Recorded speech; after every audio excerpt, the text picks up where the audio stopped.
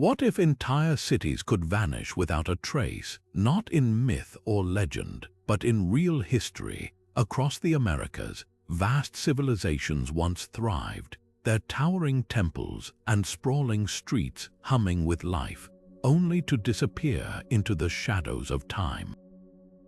These weren't just places, they were epicenters of culture, innovation, and mystery. Yet today, their ruins whisper secrets that challenge everything we think we know about the past. From the dense jungles of the Amazon to the arid deserts of the Southwest, these lost cities hold clues to puzzles we're still trying to solve. Imagine standing in the overgrown plaza of a forgotten metropolis, where every stone beneath your feet tells a story. Who walked here centuries ago? Why did they leave? And what hidden truths lie buried, waiting to be uncovered? This isn't just about crumbling walls or artifacts locked behind glass. It's about unraveling the threads of human ambition, ingenuity, and sometimes tragedy. The Americas are home to some of the most tantalizing mysteries on Earth, where archaeology blurs with legend and every discovery raises new questions. That's exactly what we're diving into today, 25 secrets of the lost cities of the Americas, each one a piece of a grander puzzle. We'll explore how entire civilizations vanished seemingly overnight, decode the symbols left behind in eerie silence, and examine the theories that keep historians awake at night. This is a journey through time where science meets speculation, and the line between fact and folklore grows thin. So come along, because the past isn't just buried, it's alive with stories begging to be told. And who knows, by the end, you might just see these ancient mysteries in a whole new light. High above the Mississippi River, the great city of Cahokia once stood as the beating heart of a civilization.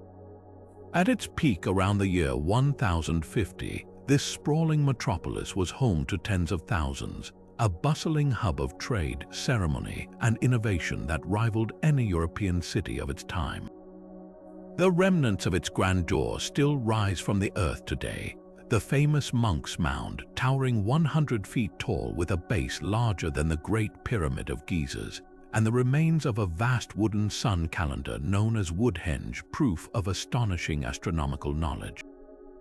This wasn't just a settlement, it was a masterwork of engineering and culture. Yet by the 14th century, Cahokia lay empty. The question that haunts archaeologists isn't just how it fell, but why its people left so completely. Some point to climate clues, tree rings revealing devastating droughts that crippled farming.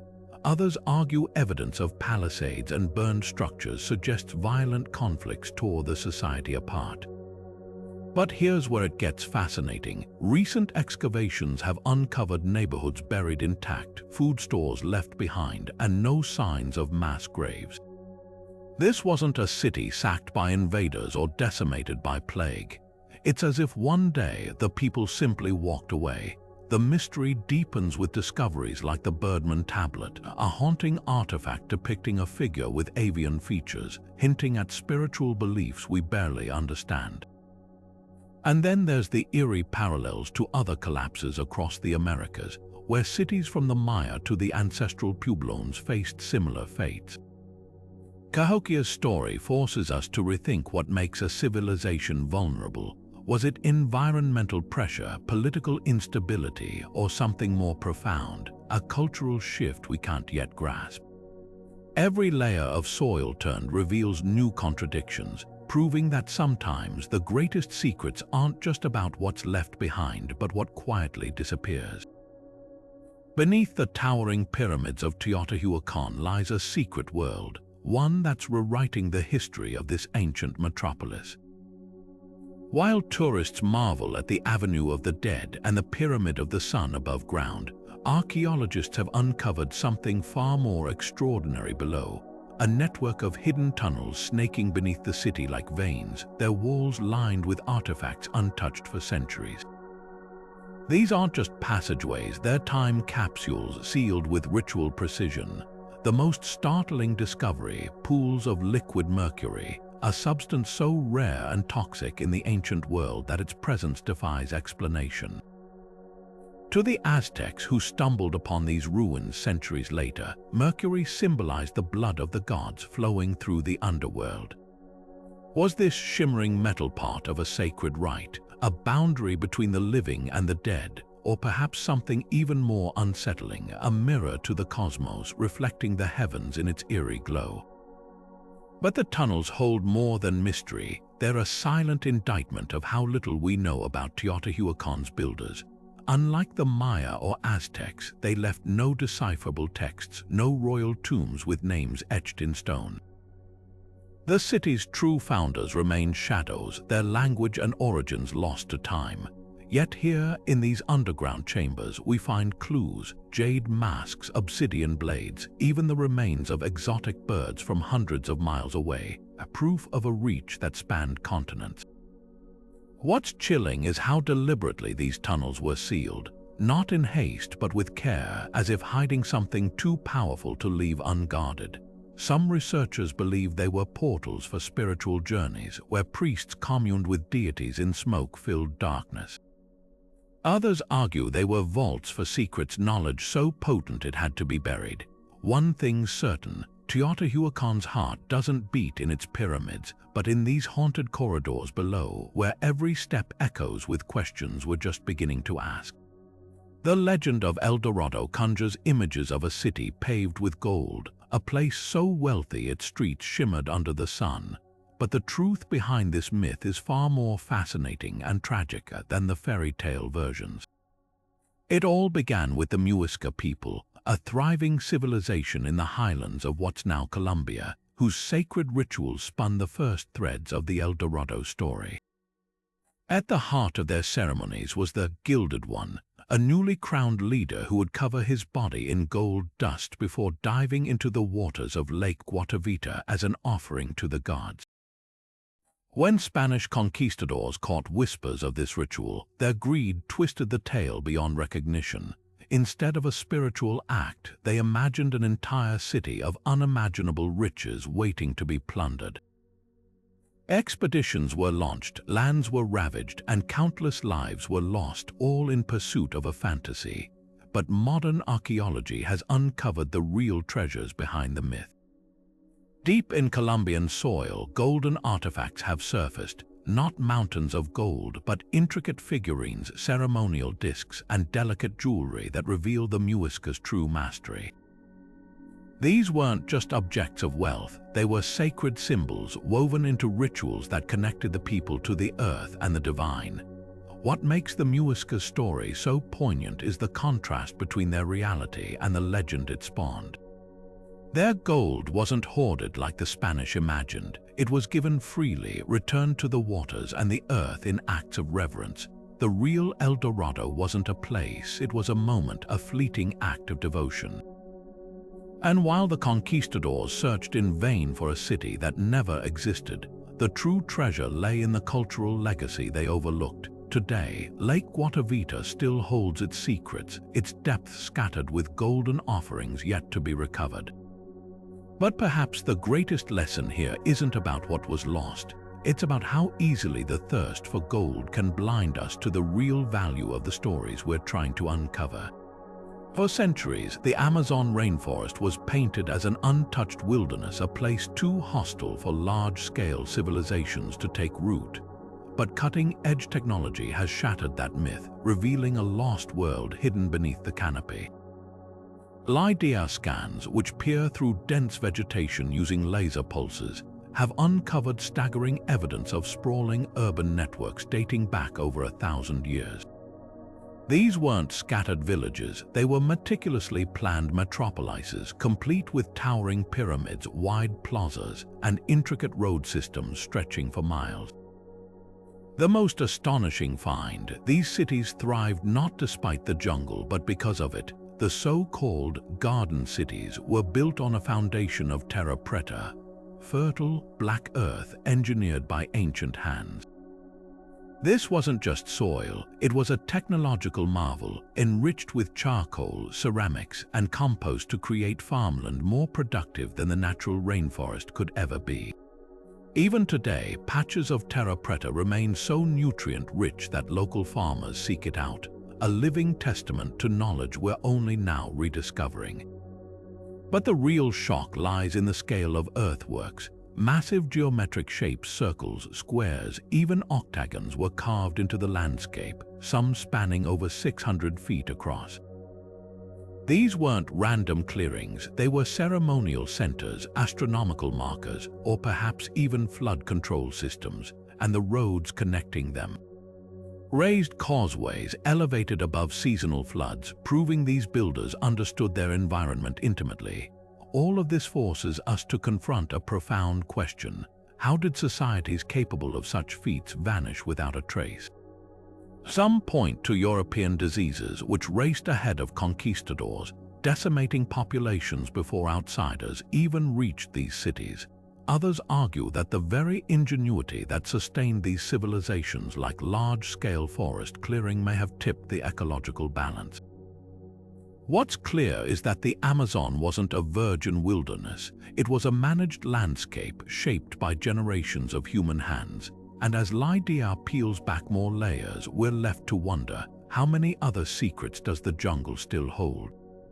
Perched on sheer cliffs like fortresses in the sky, the dwellings of Mesa Verde stand as one of the most breathtaking and baffling feats of ancient engineering. These weren't simple caves, they were multi-story complexes with hundreds of rooms, some towering 75 feet above canyon floors. Their walls plastered smooth and painted with pigments that still cling to the stone centuries later. The ancestral Puebloans who built them didn't just adapt to the landscape, they mastered it, hauling timber from forests 50 miles away and engineering reservoirs to capture every precious drop of rain. Yet by the late 13th century, these cliffside metropolises sat empty. The theories behind their abandonment read like a detective novel. Tree rings tell of a decades-long megadrought that gripped the region, turning already arid land into a dust bowl. But drought alone doesn't explain everything. Archaeologists have found evidence of violence, burned roofs, shattered skulls, suggesting social collapse may have followed environmental stress. Then there's the eerie precision of the departure. At some sites, pottery sits untouched on shelves, as if families meant to return. At others, doorways were deliberately walled up, sealing rooms like time capsules. The most compelling clues come from the oral traditions of modern Pueblo tribes, descendants of these ancient builders. Their stories speak not of sudden flight, but of deliberate choice, a spiritual calling to migrate south, guided by signs in the stars and visions of new beginnings. Some legends even hint at a darker impetus, whispers of discord, of communities fracturing under pressure. Chaco Canyon adds another layer to the mystery. 100 miles southeast of Mesa Verde, its colossal great houses align with celestial events, their walls echoing with the ghosts of ceremonies long silenced.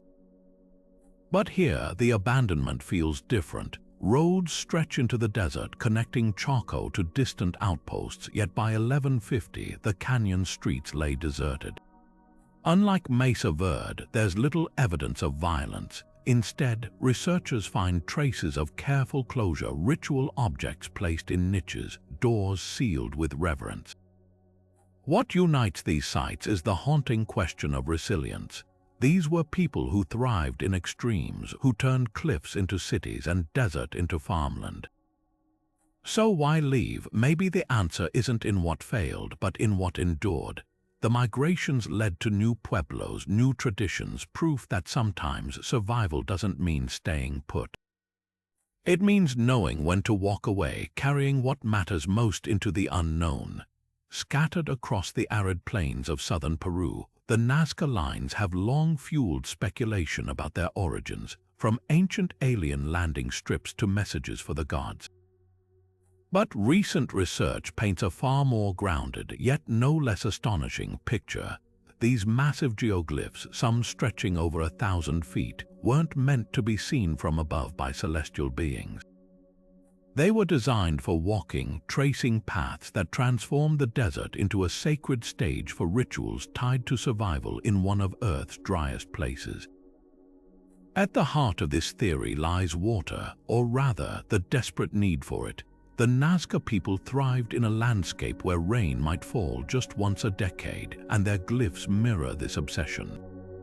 Spirals mimic whirlpools, zigzags echo lightning, and hummingbirds, symbols of rebirth in Andean culture, hover near fissures where groundwater once surfaced.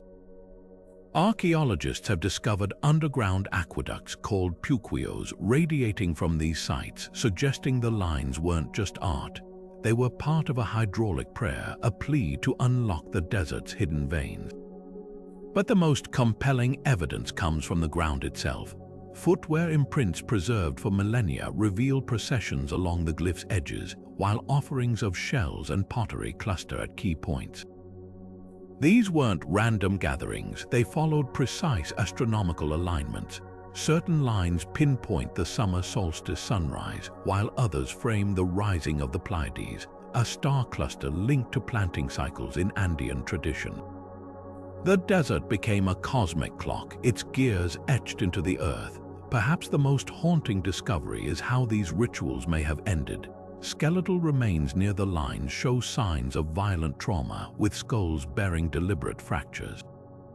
Some researchers believe droughts sparked desperate ceremonies where the ultimate offering became human life. It's a grim reminder that the Nazca Lines weren't just about celebration. They were a matter of life and death, a civilization's struggle to bend the elements to its will. And as shifting climates today mirror those ancient stresses, these desert drawings feel less like relics and more like warnings written in stone. Deep in the emerald heart of Colombia's Sierra Nevada mountains, where mist clings to the trees like a living veil, lies a secret older than the Inca Empire itself. The lost city of Tayuna, known to outsiders as Ciudad Perdida, wasn't uncovered by archaeologists or explorers, but by looters. In 1972, a group of treasure hunters tracking rumors of gold stumbled upon something far more valuable. A labyrinth of stone terraces climbing the mountainside like the steps of a forgotten giant. Overgrown by jungle for centuries, the city's true scale only became clear as machetes cleared the vines, revealing over 150 terraces, plazas, and ceremonial circles, all connected by a network of cobbled paths so precise they defy erosion to this day. What makes Tayuna extraordinary isn't just its architecture, but its enduring legacy. The indigenous Kogi people, who call themselves the Elder Brothers, have safeguarded this site's secrets for generations. According to their oral traditions, Tayuna was the spiritual and political center of the ancient Tarona civilization, a civilization that thrived here 600 years before the Spanish conquest. The Kogi believe the city is a living being, its terraces acting as veins channeling the earth's energy, its stones imbued with the wisdom of their ancestors. Modern archaeologists have found startling evidence to support this reverence. Artifacts like golden figurines depicting jaguar gods, polished stones aligned with solstice sunrises, and intricate pottery shards etched with symbols still used in Kogi rituals. Yet the most haunting aspect of Tayuna isn't what's been found, it's what remains hidden. The Kogi, who retreated to the highest peaks to escape colonizers, have deliberately kept parts of the city inaccessible to outsiders. Their spiritual leaders, called mamos, claim deeper terraces hold the world's original instructions, knowledge so potent it could rebalance modern humanity's fractured relationship with nature. Recent discoveries hint at their truth. Ground-penetrating radar has detected unexplored chambers beneath the main plazas, while satellite imagery reveals terraces extending far beyond the mapped areas swallowed by the jungle. The tension between preservation and exploration here is palpable.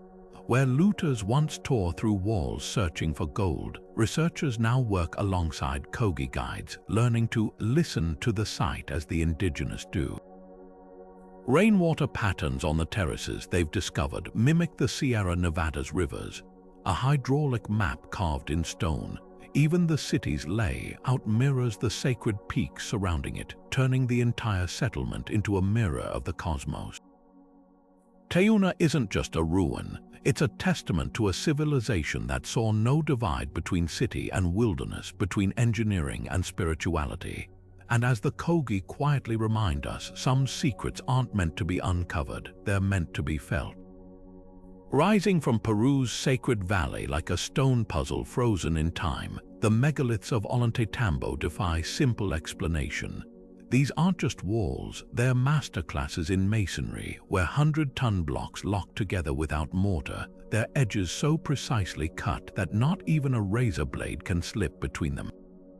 The Inca who later occupied this site claimed it as a royal estate, but the truth hidden in these stones might rewrite history. Take the Temple of the Sun, where rose-colored monoliths gleam with a sophistication unmatched by typical Inca construction. While the Inca were brilliant engineers, their stonework often used rounded edges and irregular shapes. Here, the angles are razor-sharp, the surfaces flawlessly polished, and the joins so tight they've withstood centuries of earthquakes. Even more telling, some blocks feature protrusions, small knobs that serve no structural purpose, almost like handles, a technique seen in far older sites like Egypt's Abu Simbel. Then there's the mystery of the quarry. The granite for these megaliths came from a mountainside 4 miles away across the roaring Urubamba River. How did ancient builders transport these behemoths without wheels or draft animals? Local legends speak of a sound technology, where stones became weightless through harmonic vibrations, a notion modern physicists have actually tested with surprising results.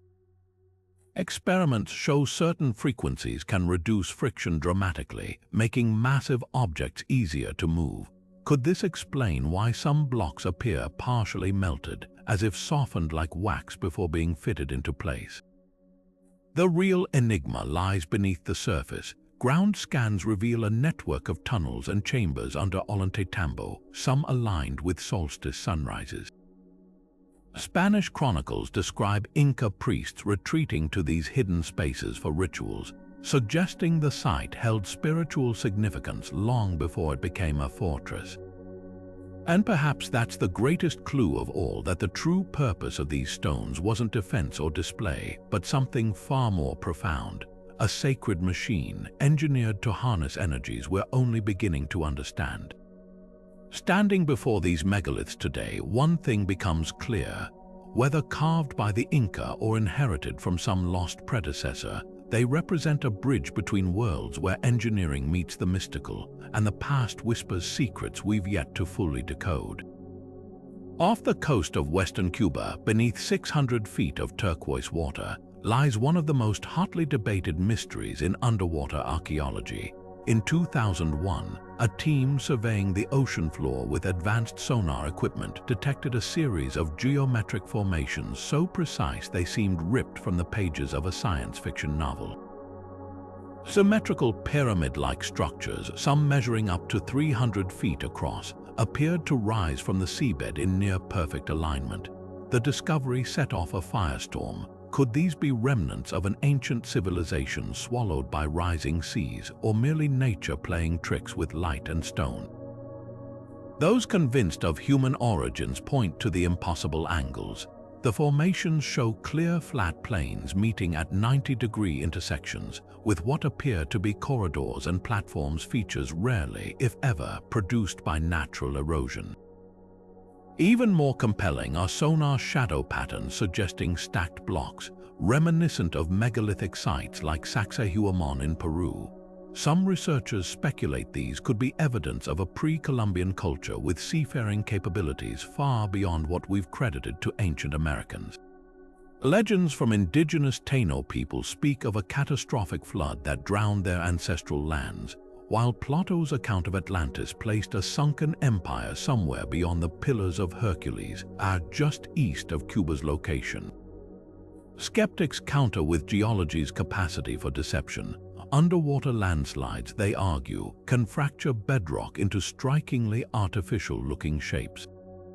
The so-called pyramids might be carbonate nodules or ancient reef formations hardened over millennia. The depth poses another problem. Current sea level rise models suggest these structures would have been above water only during the last ice age, over 12,000 years ago, a time when mainstream archaeology insists humans lack the tools or organization for such ambitious construction. The truth may lie in the challenges of exploration itself. At depths where sunlight disappears and pressure crushes standard diving equipment, investigations are prohibitively expensive and dangerous. A 2012 expedition using remotely operated vehicles captured blurry footage of smooth, angular surfaces, but sediment cover and marine growth obscured definitive details. Until sophisticated technology can physically sample the stones testing for tool marks or artificial shaping, the debate remains suspended like the structures themselves, floating between history and myth. What's undeniable is the haunting possibility these shadows represent. If human hands did carve these stones, we're staring at evidence of a society advanced enough to build monumental architecture, then lost to a rising ocean. A civilization that would rewrite our understanding of the ancient Americas. And if nature alone sculpted these forms, they still stand as a humbling reminder of how easily the line between the impossible and the inexplicable can blur beneath the waves. While the Aztecs dominate our imagination of pre-Columbian Mexico, their fiercest rivals, the Tarascan Empire, mastered survival in ways history books often overlook.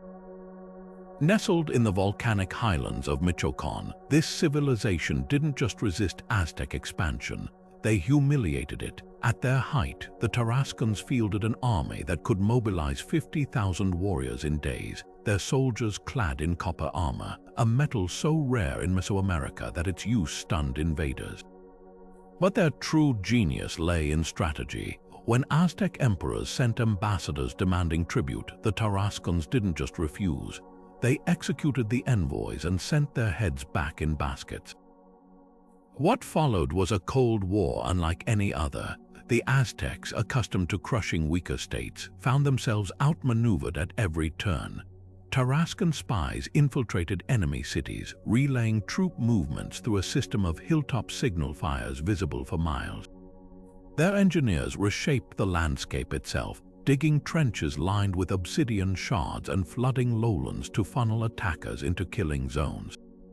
Most brilliant of all, they turned the Aztecs' greatest weapon, psychological terror, against them. After one decisive battle near Taxamaroa, Tarascan generals displayed captured Aztec soldiers in cages along the border, starving them until they resembled the skeletal gods their enemies worshipped. The message was clear. Here, the Aztecs were the sacrifices, yet the Tarascans' legacy extends beyond warfare. Their capital, Tizintsuntzin, was a marvel of urban planning, with stepped pyramids designed to echo the 5 volcanoes guarding their homeland. Unlike the Aztecs' rigid hierarchy, Tarascan rulers governed through a council of elders, blending centralized authority with local autonomy, a system so effective it survived the Spanish conquest intact. When Cortés arrived, the Tarascans didn't fall for his tricks. They played along just enough to avoid destruction, secretly sheltering Aztec refugees while negotiating trade deals with the newcomers.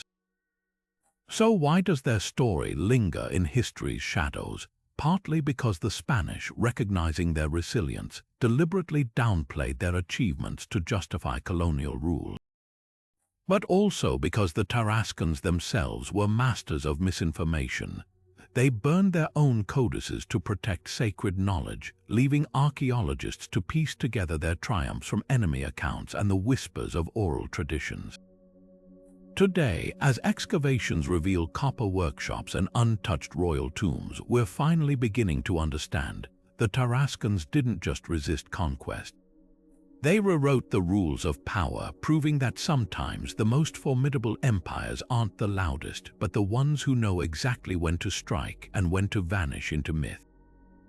Buried beneath the arid coastal plains of northern Peru, the Moche civilization left behind a legacy far darker than their exquisite goldwork suggests. Their temples and tombs whisper of a world where art and atrocity intertwined, a world ruled by the decapitator god.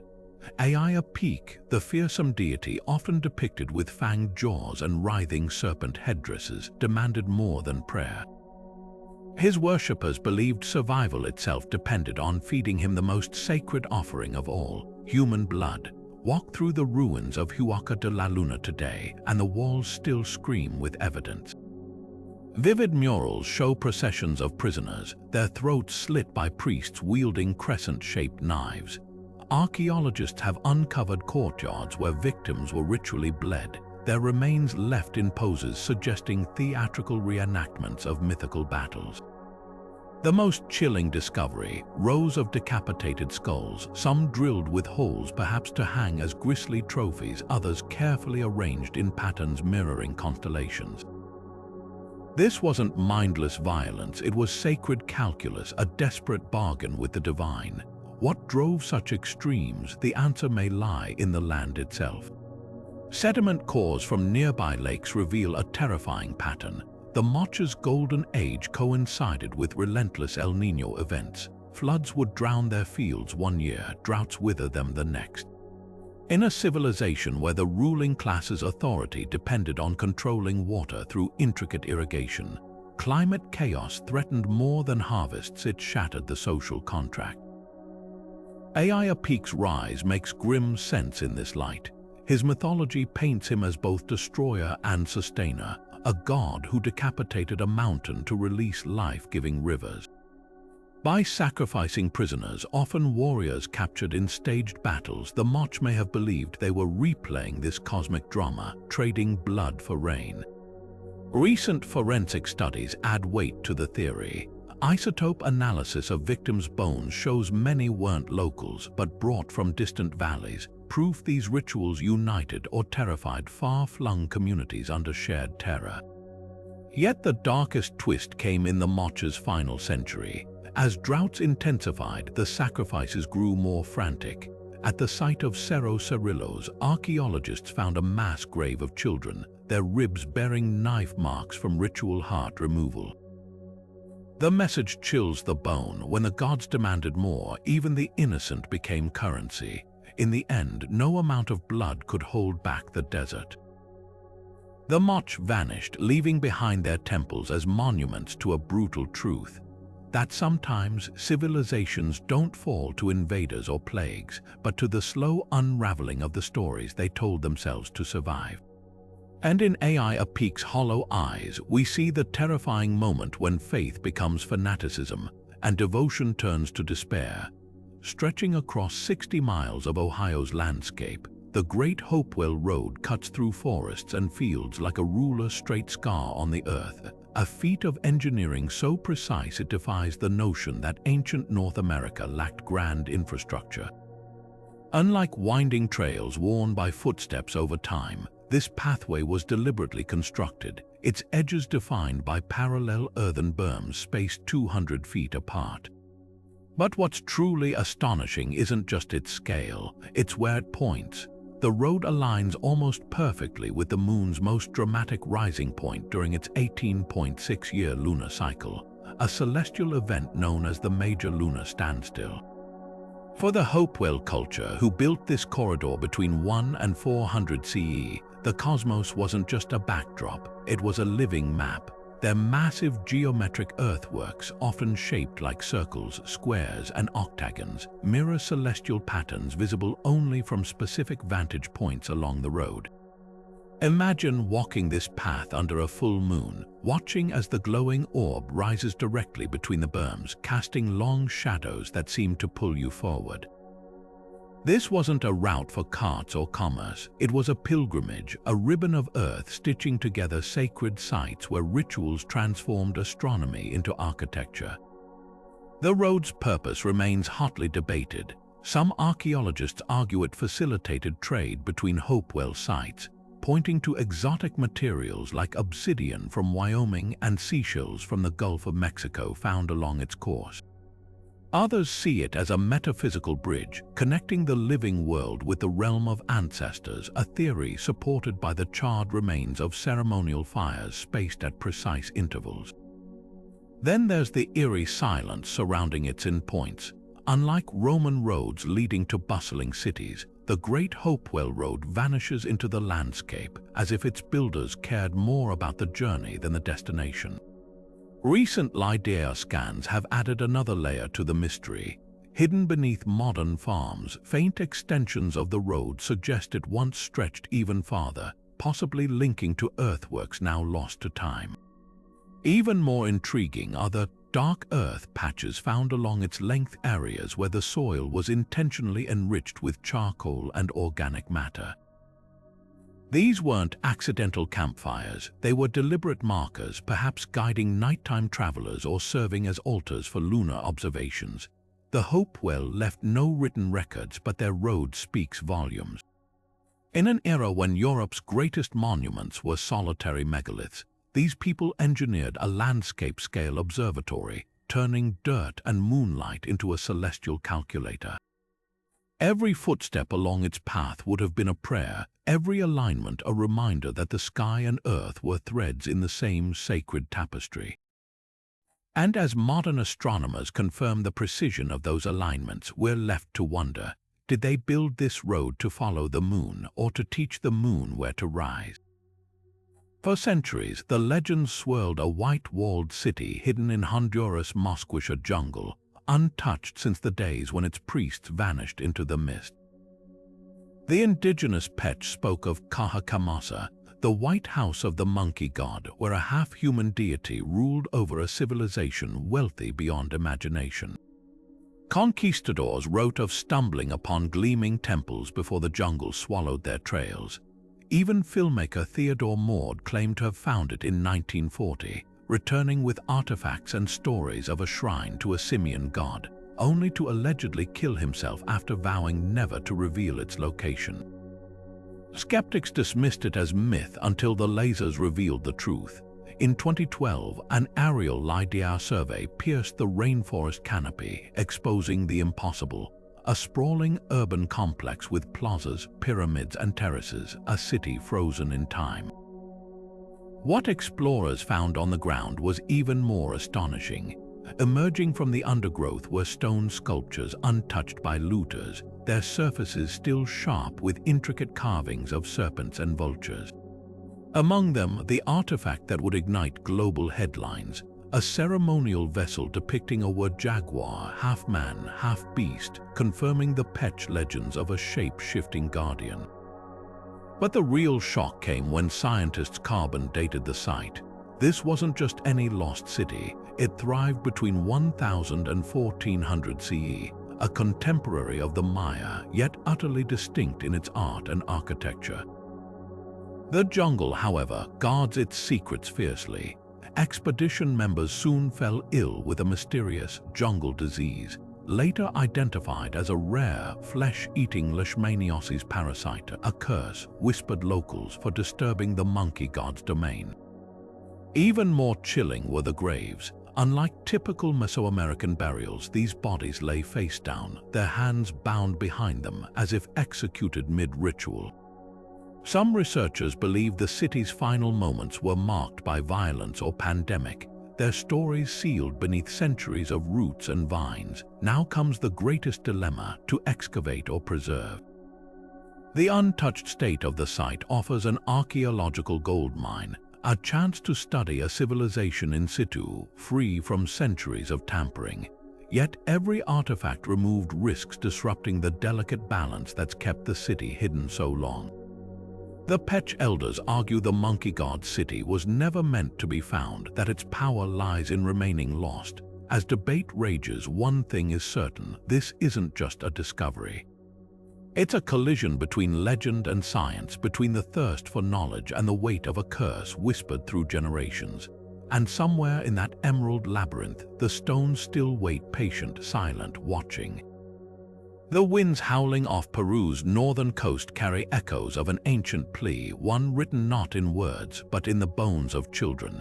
In 2018, archaeologists working near Huanchaco uncovered a site that turned stomachs and rewrote history: the mass graves of 140 children, each ritually sacrificed by the Chimu civilization 500 years ago. What made this discovery shattering wasn't just the scale, it was the precision. Cut marks on sternums revealed their hearts had been excised with surgical care, while footprints preserved in the mud showed lines of small feet led willingly to their deaths. These weren't prisoners or slaves, they were offerings given during a time when the ocean itself seemed to revolt. Dental analysis unlocked the first clue. Isotopes in their teeth traced these children across hundreds of miles, from valleys deep in the Andes to arid coastal villages. They were handpicked for purity, their diets shifting in their final months to ritual meals of corn and seafood, as if being prepared for a grotesque communion. But the real revelation came from their DNA. These sacrifices spanned multiple genetic lineages, suggesting an unprecedented cooperation between distant Chimu territories. Facing a common enemy, the catastrophic El Niño storms that still batter this coast today, they'd united in shared desperation. The layers of sediment tell the rest. Beneath the graves lies a stratum of flood debris, evidence of torrential rains that would have drowned crops and salted the earth for generations. For the Chimu, whose empire depended on intricate irrigation canals, this wasn't just bad weather, it was the gods unleashing chaos. Their usual sacrifices of llamas and warriors had failed, so they turned to the ultimate offering, innocence itself. Yet there's a haunting duality here. Some children were buried facing the Pacific, their bodies arranged to mimic sleeping positions. Others were wrapped in fine textiles dyed with precious pigments, their faces coated in red cinnabar, a metal sacred to both life and death. This wasn't blind cruelty, it was a heartbreaking calculus, trading future generations to save the present. Nearby, archaeologists found the skeleton of an adult man, his skull split by a blunt weapon. A priest who couldn't bear what he'd done, a final sacrifice when the storms still raged. The answer whispers through the reeds that now grow over the graves, where modern fishermen still pray not to the Chimu gods, but to the sea itself, begging it to spare their children this time. The Aztecs spoke of the Toltecs in hushed reverence, a golden age of civilization where feather-crowned artisans crafted wonders under Quetzalcoatl's benevolent rule. Their legends painted Cholula, the Toltec capital, as a paradise of jade-studded palaces and floating gardens, a place where art and wisdom flourished. But when archaeologists uncovered the real Cholula in Mexico's arid highlands, they faced a puzzle. The ruins didn't match the myth. Instead of sprawling splendor, they found a modest city with worn pyramids and faded reliefs of marching warriors. So who were the Toltecs, masters of a lost utopia, or a propaganda tool wielded by the Aztecs to justify their own empire? Dig deeper and the contradictions multiply. The Aztec accounts describe Quetzalcoatl, the feathered serpent god, as a Toltec ruler who vanished across the eastern sea, promising to return. Yet Cholula's art tells a darker story. Its most famous sculptures, the Atlantean warriors, depict armored figures gripping weapons, their faces frozen in grim determination.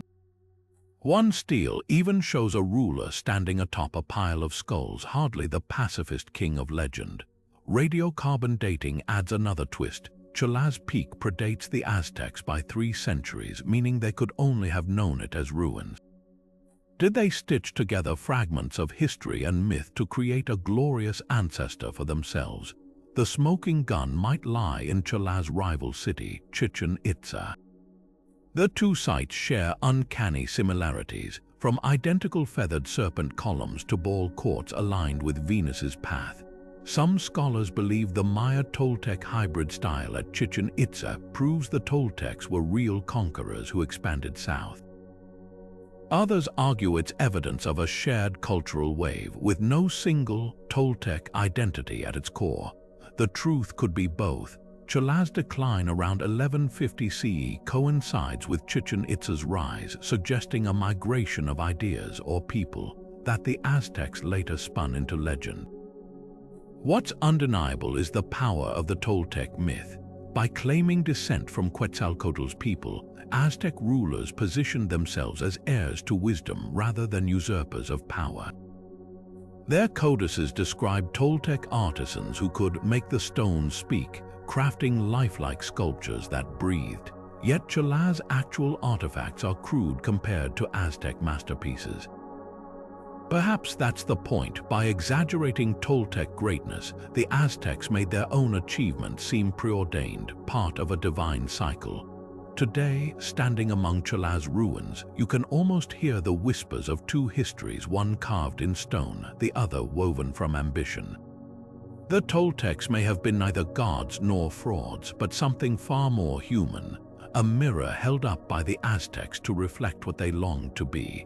And in that reflection, we see how easily history bends to the will of those who tell it. When Ferdinand Magellan's ships anchored off Patagonia's rugged coast in 1520, his crew swore they saw giants roaming the shoreline, towering figures so immense the Europeans barely reached their waists. Antonio Pigafetta, the expedition's chronicler, described encounters with the Tehuelche people, claiming they stood over 10 feet tall, with voices so deep they resembled the bellowing of bulls. For centuries, these accounts fueled wild speculation.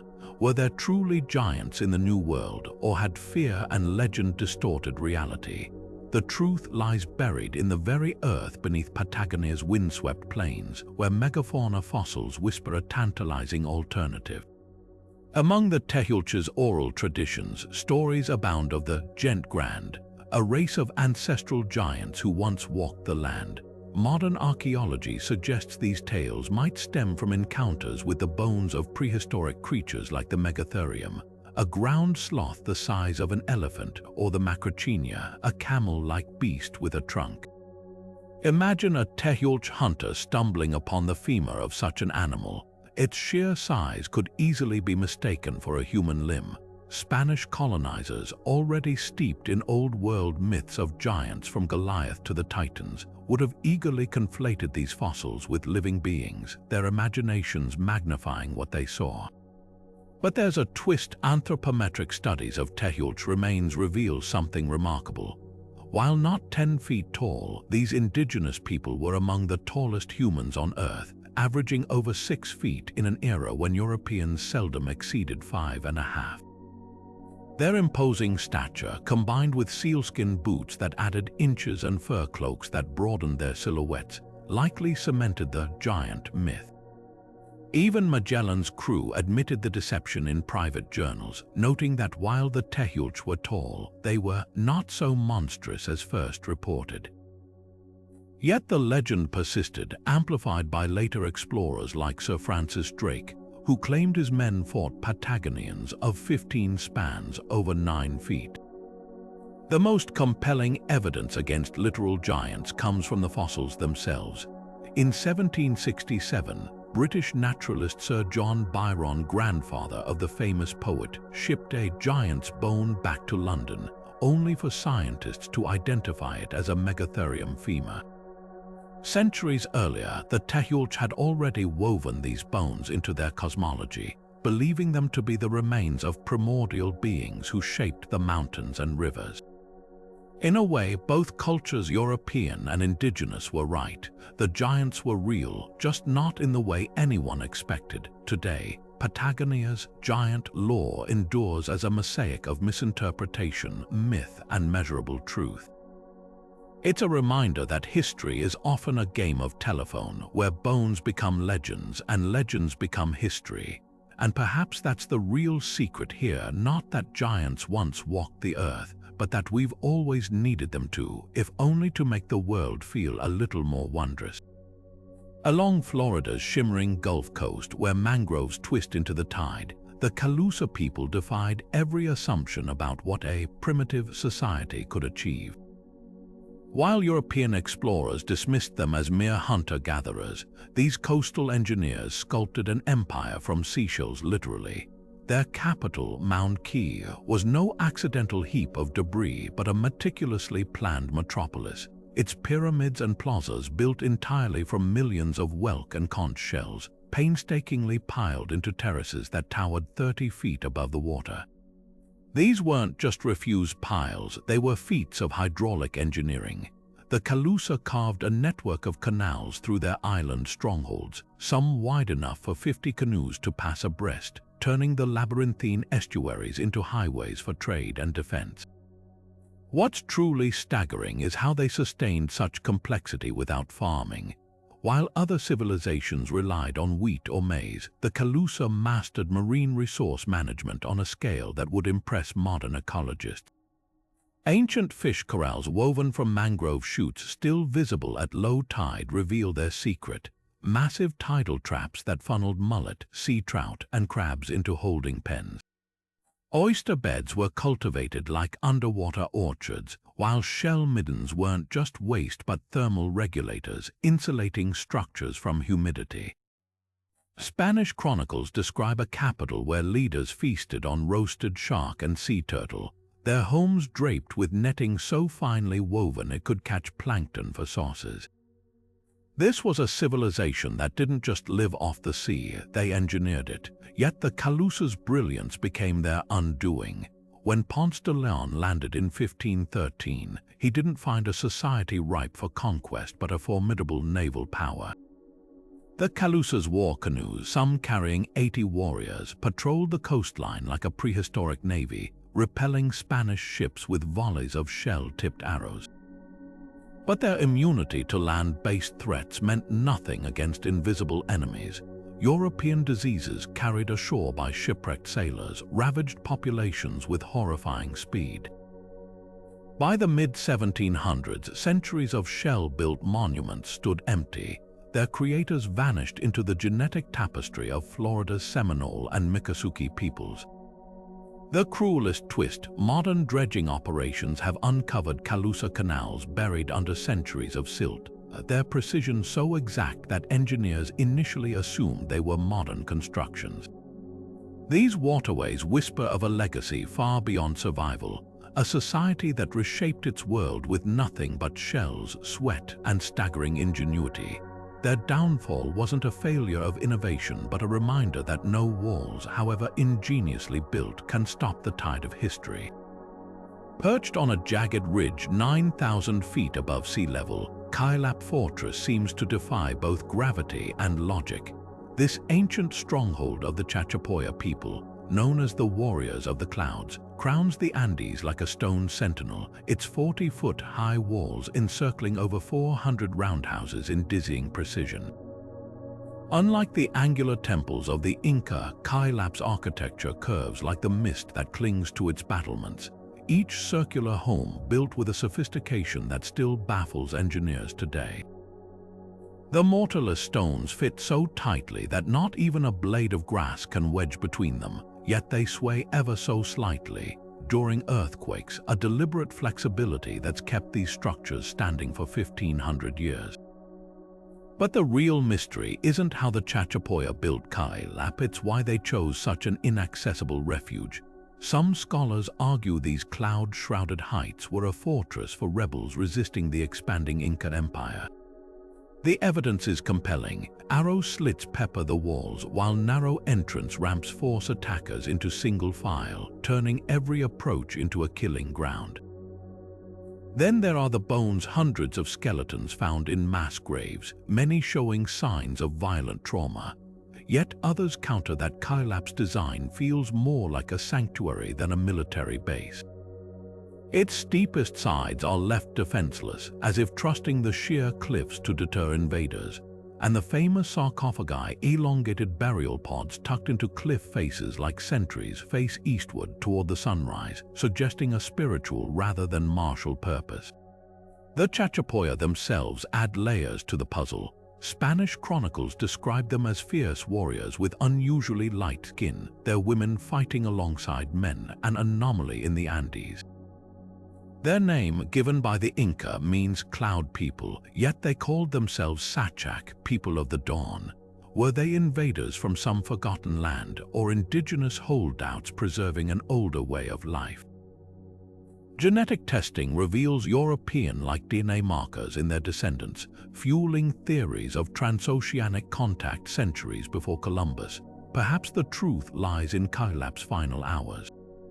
When Inca armies finally breached its walls in the late 1500s, they found no grand battle, just abandoned homes, their hearths cold. The Chachapoya had vanished into the mist, leaving behind their stone testament to a single, haunting idea: that sometimes the greatest strength isn't in fighting to the last but knowing when to disappear. Today, as modern hikers gasp for breath on the steep ascent, the fortress whispers a question: were these soaring walls built to keep enemies out, or to keep a fading world alive just a little longer? High atop the flattened peak of a mountain in Oaxaca, the ancient city of Monte Albán stretches toward the heavens like a stone compass aligned with the cosmos. The Zapotec people didn't just build here, they engineered an entire landscape to converse with the stars. At its heart stands Building J, a structure so bizarrely angled it was initially mistaken for an astronomical oversight. But the truth is far more deliberate. This arrowhead-shaped monument points directly to the star Capella, its slanting walls marking the zenith passage of the sun, the exact moment when daylight pours straight down the city's central corridor with no shadow cast. For the Zapotec, this wasn't just architecture, it was a celestial handshake, a way to pin their city to the fabric of the universe. The real intrigue lies in the danzantes, those haunting stone carvings of contorted figures that line the plaza. Long dismissed as dancers by early archaeologists due to their twisted postures, modern interpretations paint a darker picture. Forensic analysis reveals these figures depict real individuals, their facial features and injuries carved with chilling accuracy. Many show signs of torture, dislocated limbs, slit throats, even genital mutilation. Were these sacrificed captives, their final agonies immortalized in stone as warnings to enemies? Or perhaps honored messengers sent to the gods through pain to secure celestial favors? The key might be in their positioning. Several danzantes align with specific stars when viewed from certain vantage points, as if their stone bodies were gateways for celestial energy. But Monte Albán's astronomical genius doesn't stop at static alignments. The entire city functions as a dynamic calendar. During the spring equinox, sunlight slices through a narrow slit in Building P, illuminating a hidden chamber where priests likely conducted bloodletting rituals to feed the sun. The nearby ball court's orientation captures the Pleiades' rise, a star cluster, the Zapotec, associated with rain timing agricultural cycles with uncanny precision. Even the city's layout mirrors the constellation we call Orion, its three main pyramids matching the hunter's belt stars. What chills the spine is how these celestial codes outlasted their creators. Centuries after Monte Albán's decline, the Mixtec reused these same alignments, layering their own myths atop Zapotec blueprints.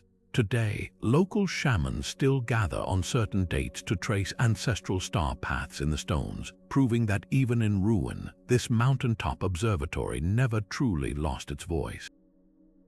The danzantes still twist in their silent dance, their stone eyes forever fixed on the stars they once begged for answers.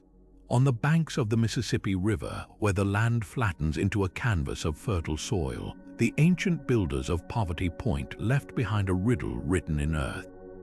Nearly 3,000 years ago, they shaped the landscape into a vast spiral nearly 3/4 of a mile wide, its concentric ridges rising like frozen waves. This wasn't random construction, it was a deliberate echo of something far older, a symbol woven into the very fabric of Native American cosmology, the Great Serpent. Across indigenous traditions, from the Hopewell to the Choctaw, serpent mounds and spiral earthworks appear as sacred fingerprints. At Ohio's Great Serpent Mound, an earthen snake coils for over 1,300 feet, its jaws gaping toward the summer solstice sunset. In Arkansas, Toltec mounds align in a looping formation that mirrors the path of a rattlesnake. Poverty Point's spiral fits this ancient pattern, its curves mimicking the sinuous movement of a serpent across the land. But why? The answer might lie beneath the soil, literally. Excavations reveal these spirals weren't just ceremonial, they functioned as colossal trading floors. Artifacts unearthed at Poverty Point include copper from the Great Lakes, obsidian from Wyoming, and mica from the Appalachians, proof of a continent-spanning exchange network. The spiral's design forced visitors to walk its entire length before reaching the center, creating a natural procession where goods could be displayed and bartered. Some researchers believe the serpentine shape was intentional, symbolizing the flow of trade like a river connecting distant peoples. The spiritual significance runs deeper. In many Native American traditions, serpents represent both earthly and celestial forces. The great horned serpent of Choctaw lore controls storms and waterways, while the Hopi speak of the sky serpent who brings rain. By shaping their city as a spiral, a symbol of cyclical time and renewal, the builders of Poverty Point may have been harnessing this power, turning commerce into communion with the natural world. Recent LiDAR scans add a tantalizing layer. Hidden beneath modern vegetation, faint extensions of Poverty Point's ridges suggest the spiral once continued beyond what's visible today, possibly connecting to waterways that served as trade routes. Even more intriguing are the astronomical alignments. Certain ridges point to solstice sunrises, while the central plaza aligns with the rising of Vega, a star associated with corn planting in many indigenous calendars. What emerges is a portrait of a civilization that saw no divide between market and temple, between economics and ecology. The spiral wasn't just a shape, it was a living prayer, written in dirt and trade goods, asking the serpent of the earth and sky to bless their journeys. And as modern researchers trace the paths of those ancient exchanges, they're finding something remarkable. The same spiral motifs etched into shell gorgets in Florida, stamped onto pottery in Illinois, even woven into Navajo sand paintings centuries later. The serpent's coils, it seems, stretch much farther than we ever imagined. Long before the Inca forged their empire along the spine of the Andes, another civilization mastered these mountains only to vanish so thoroughly that even their name was nearly erased. The Weri, South America's first imperial power, built an infrastructure so enduring that the Inca would later adopt their highways and terraces as their own. But around the year 1000, something shattered this vast network of administration and control, leaving behind ghost cities and a mystery etched into the bones of the land itself. The signs of collapse are written in the drought-cracked lake beds of the high Andes. Sediment cores from Lake Macacocha tell a grim story, decades of withering aridity that would have devastated the Weri's intricate agricultural systems. Their terraces, still marvels of engineering today, depended on precise rainfall patterns to feed crops cascading down mountain slopes. When the skies emptied, the empire's backbone, its ability to feed millions, began to crumble. But climate alone doesn't explain the violence archaeologists uncovered at Weri strongholds like Cerro Ball. Excavations reveal a final act of deliberate destruction. At this mountaintop citadel, once home to elite brewers of chicha beer for royal feasts, researchers found evidence of a ritualized burning. Fine ceramics were smashed, breweries dismantled, and the site set ablaze, not by invaders but by the Weri themselves. This wasn't conquest, it was revolution. Skeletons in nearby pits show defensive wounds, suggesting uprisings against the very rulers who'd once unified the region. The empire didn't just fade, it was torn apart from within. Yet the Weri's greatest legacy might be their roads. Over 16,000 miles of highways connected their territories, some carved directly into cliff faces with staircases ascending dizzying heights. These weren't mere paths, they were tools of control, allowing armies and administrators to move faster than anywhere else in the ancient Americas. When the Inca rose to power centuries later, they didn't build from scratch, they followed Weri blueprints, repurposing their routes to fuel their own expansion. Even the famous Inca suspension bridges likely owe their origins to Weri engineering. What chills the bones is how abruptly the Weri vanished from their own records. At the administrative center of Pikalacta, storage rooms sit frozen in time, Quipu accounting cords still knotted, as if clerks stepped away mid-count. There are no mass graves, no evidence of plague, just silence. Some scholars believe the Weri didn't disappear so much as dissolve, their people scattering back to local identities when the imperial dream collapsed. Others point to eerie similarities with the Incas' own fall, suggesting these mountains demand a price from any who would rule them. One empire's ruins became another's foundation, a cycle as old as the Andes themselves. Deep in the vaults of Bogotá's Museo del Oro, behind bulletproof glass, a golden jaguar snarls eternally, one of the few Tairona artifacts spared from what locals call the conquistador's curse.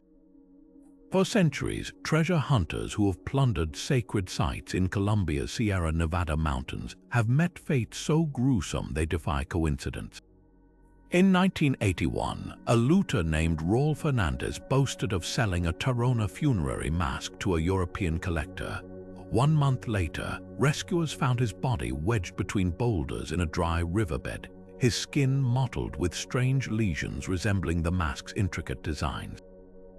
His autopsy listed heart failure, but the Kogi elders knew better. The Mamas warned him, a local guide whispered, "Gold that belongs to the dead will drag the living into their world." The Tairona's metallurgy was no mere craftsmanship, it was alchemy. Their Tomboga alloy blended gold with copper, creating objects that shone like the sun but could weep verdigris tears when disturbed, a phenomenon the Spanish interpreted as divine punishment. Modern science explains it as oxidation, but the pattern of tragedies is harder to dismiss. When British archaeologist Aldous Mason removed a ceremonial pendant from a cave in 1912, his entire team succumbed to a wasting sickness within weeks. The pendant, later analyzed, carried traces of a rare neurotoxin derived from frog secretions, a substance the Tairona may have applied deliberately to guard their treasures. Kogi spiritual leaders, the Mamas, speak of a luna, an invisible world where every golden object is a living entity. To them, the curse isn't superstition but ecology. Disturbing these artifacts, they say, severs threads in a cosmic web, unleashing chaos to restore balance. Recent events lend eerie credence to this belief. In 2017, a bulldozer operator clearing land near Baratoca uncovered a cache of golden figurines. Ignoring warnings, he sold them on the black market. 6 months later, a landslide erased his entire worksite and his home while leaving surrounding areas untouched. Satellite imagery showed the slide's path, tracing the exact shape of a Tairona spiral motif found among the stolen items. Perhaps the most chilling evidence lies in the artifacts themselves. CT scans of Tairona pectorals reveal hollow chambers containing organic residue, possibly plant mixtures or powdered bone. Some scholars suggest these were spirit traps designed to bind protective energies to the metal. When researchers at the University of Antioquia tested one such cavity, they detected traces of yopo, a powerful hallucinogen still used by Kogi shamans to commune with ancestors. The message is clear: these weren't just ornaments, they were guardians armed with both poison and prayer. Today, as archaeologists work with Kogi elders to repatriate looted items, they've adopted ritual cleansings before handling any Tairona gold. The old stories, it seems, were never just stories. They were warnings etched in metal and blood about the price of stealing what the earth was meant to keep. While most ancient empires built their power on gold or silver, the Purépecha civilization forged theirs from black volcanic glass. In the rugged highlands of western Mexico, where obsidian veins streak the landscape like frozen lightning, these masters of the blade created an economic network that stretched from the Pacific coast to the edges of Aztec territory.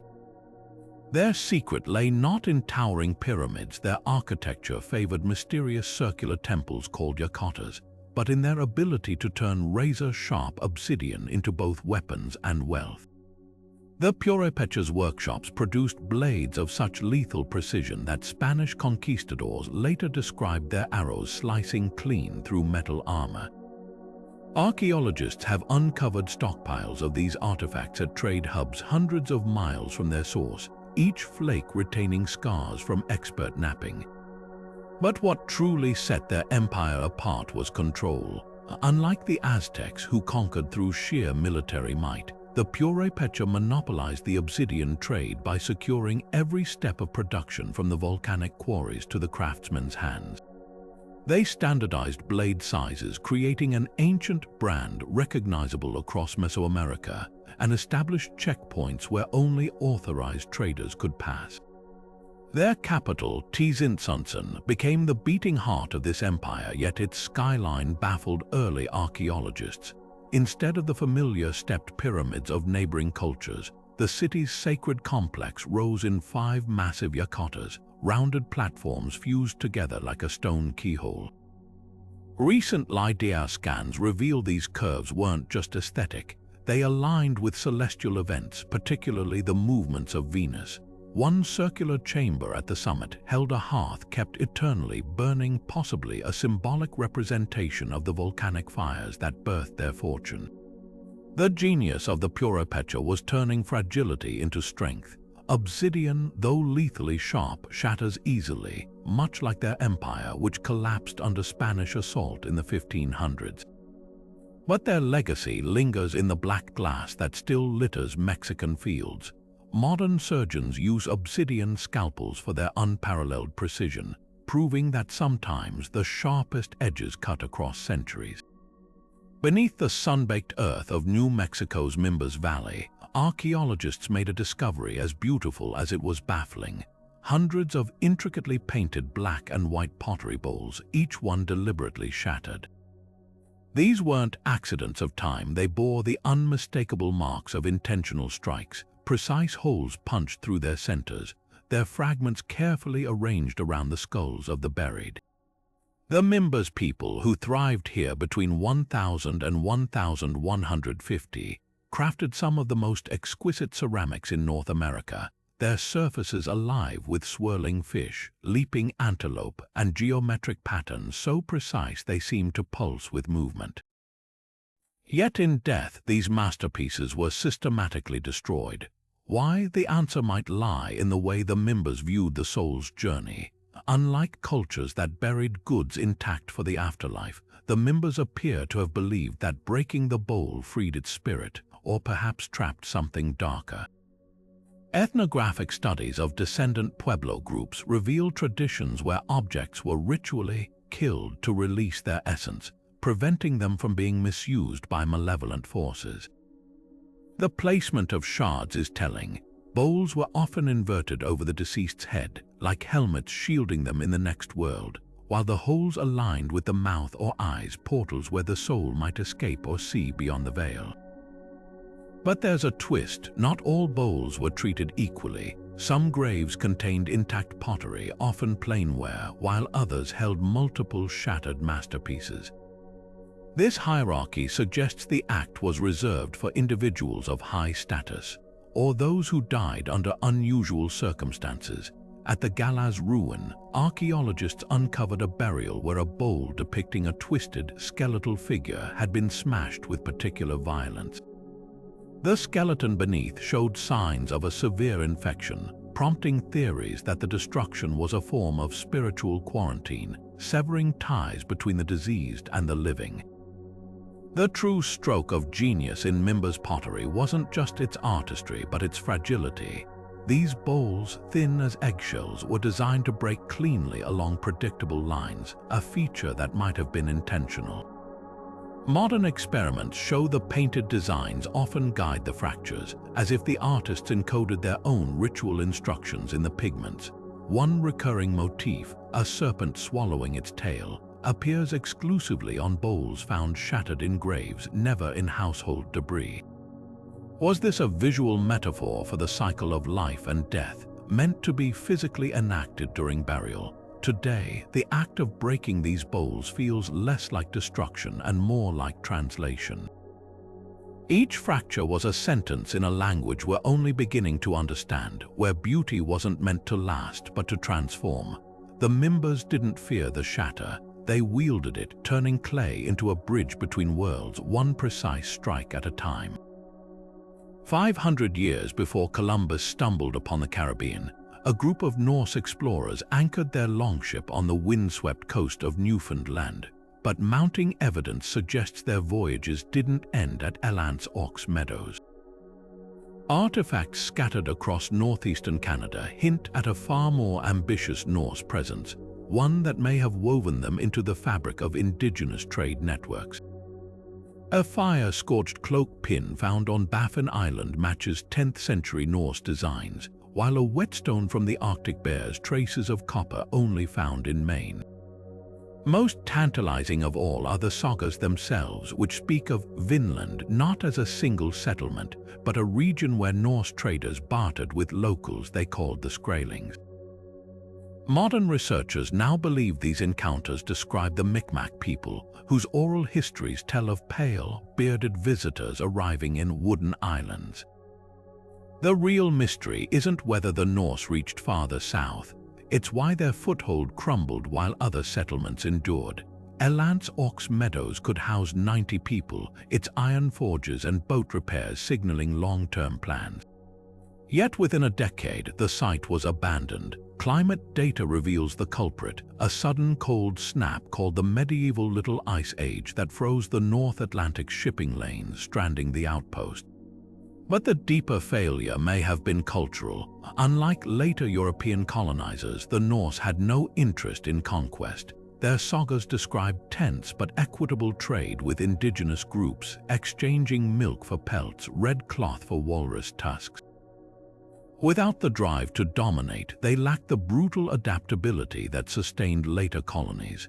A single artifact encapsulates this clash of worlds.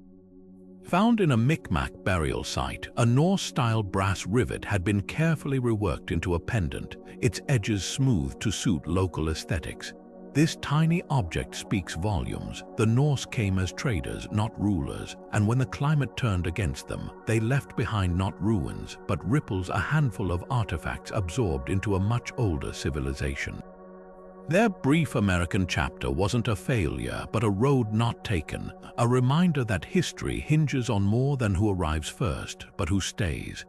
From the towering pyramids of Teotihuacán to the spiral earthworks of Poverty Point, these 25 secrets form a puzzle as vast as the Americas themselves, a mosaic of ingenuity, mystery, and resilience. Each lost city we've explored isn't just a collection of ruins. It's a doorway into the minds of civilizations that thrived against impossible odds, only to vanish like whispers in the wind. The Cahokia mounds, the mercury-filled tunnels beneath Mexico, the cloud-shrouded fortress of Cailep, all of them defy simple explanations, challenging us to rethink what we know about the past. Yet for every answer uncovered, a dozen new questions emerge. Why did the Moch sacrifice children when the rains refused to fall? How did the Calusa engineer an empire from seashells only to be undone by invisible diseases? And what cosmic truths did the Hopewell encode in their lunar-aligned roads? These aren't just academic riddles, they're invitations to step into the unknown, to question the stories written in stone and bone. Archaeologists today wield tools like LiDAR and DNA analysis, peeling back layers of time faster than ever, but the land still holds secrets older than memory. The beauty of these mysteries is that they belong to all of us. Protected sites like Tayuna in Colombia or Mesa Verde in the U.S. offer glimpses into these vanished worlds, while museums preserve artifacts that bridge centuries. But the search isn't confined to experts. Local guides, indigenous storytellers, and even amateur historians are piecing together fragments of the past in ways that textbooks never could. Maybe you've stood at the edge of an ancient ruin and felt the hair on your neck rise, or stumbled upon an artifact in your own backyard that doesn't fit the official narrative. That's the thrill of history. It's alive, evolving, and far stranger than we've been taught. So let's keep the conversation going. Dive into the research, visit these sacred places with respect, and share your own theories below. Because the greatest secret of all might still be waiting, buried under jungle vines or etched into stones we've walked past 1,000 times without seeing. Here's the question that lingers after all these discoveries. Which lost city's mystery captivates you the most? Is it the gold-cloaked rituals of El Dorado, the cosmic roads of the Hopewell, or something we haven't even uncovered yet? The past isn't finished speaking. Are you listening?